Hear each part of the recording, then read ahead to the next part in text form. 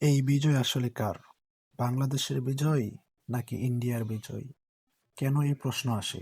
চলুন দেখি। আজকে ভারতের প্রধানমন্ত্রী মোদি সে তার ফেসবুক ভেরিফাইড পেজে পোস্ট করেছে। এই স্ক্রিনশটটা আপনাদের সামনে শেয়ার করলাম।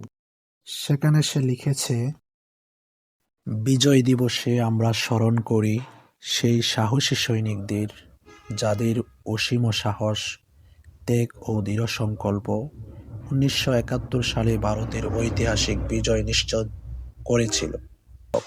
তাদের বীরত্ব প্রজন্মের পর প্রজন্ম ধরে ভারতবাসীকে অনুপ্রেরণা জুগিয়ে চলছে।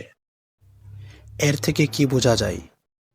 যে বিজয় দিবস আমরা পালন করি, সেই বিজয় দিবস তারাও পালন করে।